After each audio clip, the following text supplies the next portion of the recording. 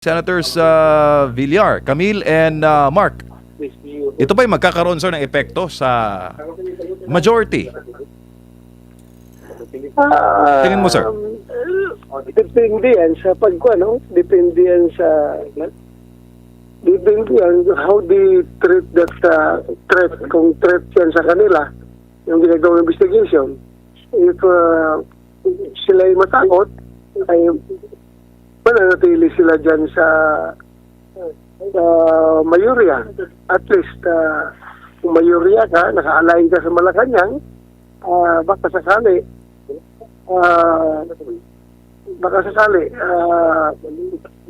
may tulong sa sitwasyon mo.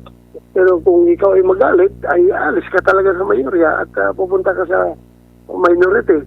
So kung sila ay pupunta sa minority, baka magiging majority na rin kami. Pero nakikita mo, Sen, yung volatility ng sitwasyon ngayon sa inyo dyan sa Senado? Yes, anything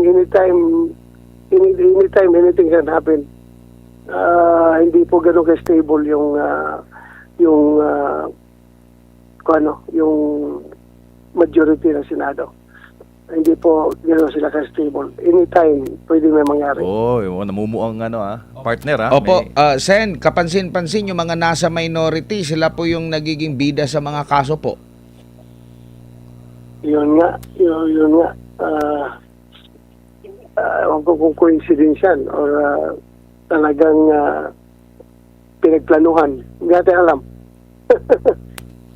Hindi ba yan perks? Package? sa pagiging minority said, grabe naman yung package niyan. Pero sir, itong nangyayari ngayon sa mga baha, matindi, marami na po, daan-daan na po ng casualty sa Bagyong Tino. Pag binuksan po ulit yung investigasyon sa flood control, makatarungan po ba ang nagotsesa pa rin ang topic at hindi itong mga resulta ng dilubyong dala ng Bagyong Tino, Senador? Well, kasi ang significance doon sa kay Gutesa is that yung talagang nagdawit, no? Kasi noon hanggang Saldico lang ang tinutumbok. Ngayon yung testimonya ni Gutesa, yung talagang nagdadawit kay dating Speaker Martin Romualdez. So hindi pwedeng ibaliwala yun dahil gusto mo kaya natin matumbok talaga yung mga mastermind. So dapat very important na mapalo up yung testimonya ni Gutesa. So at saka yung maraming sinabi ang mga diskaya, no, na mga congressman. Mukhang enjoy yung mga congressman yun. Hindi na napapansin. Tahimik na sila. Samantalang ang focus ng atensyon nandun sa mga senador. Kami na nga nag-imbestiga, ang napupukusan pa sa investigasyon yung mga senador.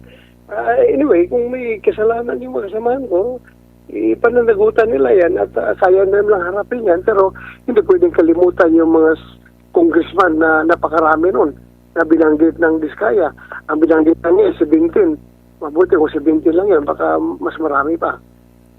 Opo, bumabati po ng magandang gabi sa inyo si Kyoko Sudu, Senador, at tinatanong niya, dahil nabanggit po sa Senado ang pangalan ni former Speaker Romualdez, nakikita niyo po ba yung possibility na maimbitahan ang dating Speaker sa pagdinig?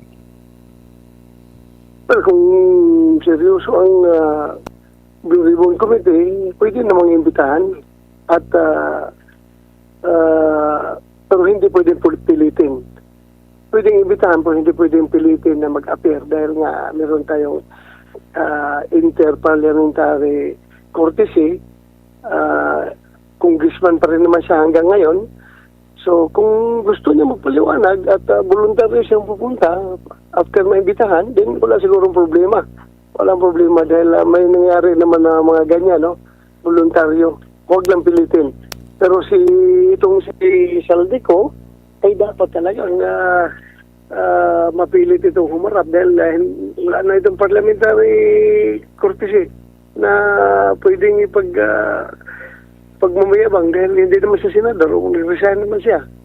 So dapat humarap ito at paano natin ito mapapaharap kung nasa labas ng ating bansa, dapat kung seryoso sila na papapanagutin yung tao na ito ay dapat yung kanyang passport ay kinansila na para mapilitan itong umuwi at pauwiin ng mga kung nasaan man, anong bansa man ito siya ngayon, mapauwi na ito. Pero kung ayaw nila, huwag nilang ikansila ang passport.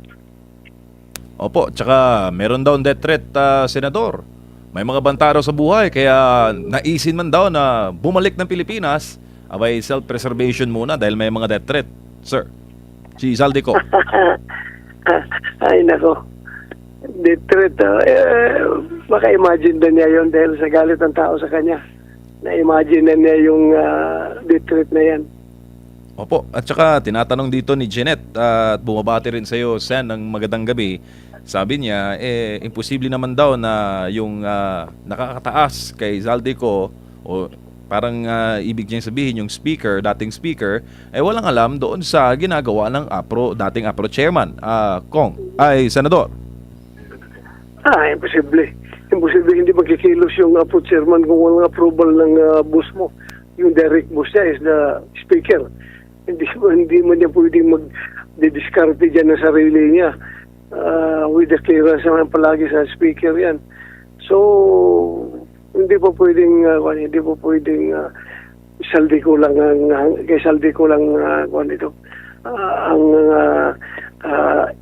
ang ending ng investigasyon. At saka yung sabi niyang death threat, no, balikan natin yung death threat na sabi niya, ilang yung bodyguard na sabi ni Gutesa na bodyguard ni Saldico, 90 o 120 ba? Nasa 90 daw, Sen. Nasa 90. Nasa 90. Takot ka ng death threat, may 90 ka na security detail. Hindi siya dapat matakot. Tsaka yung yaman niya, marami din siyang mga air assets. So, kumbaga, kayang-kaya niya na mag-hire ng maraming security rin. Correct. He has all the money. Mali-malita nga yung pera, di ba? He has all the money na mag-hire ng security. Opo, tsaka ano pong reaksyon dito, sir? Dito sa sinabi ni Ombudsman Boying na gross negligence at hindi plunder. Ipaliwanag niya na maaaring managot si former Speaker Romualdez sa kasong gross negligence kung walang matibay na ebidensya para sa kasong plunder kaugnay po sa mga irregularidad sa flood control projects. Pero nabanggit niyo po kanina, sir, na maaari namang posible namang hindi kumilos yung nasa baba kung walang approval doon sa taas. Yun nga. So kung gusto nilang idiin, maraming paraan. Kung gusto nilang isalba, kung gusto nilang idiin, maraming paano pagka-Tagalog yan? Kaldi ko na. Kung gustong idiin, maraming Paraan. Basta Maraming dahilan. Paraan. Ganun. Oo, ganun yun.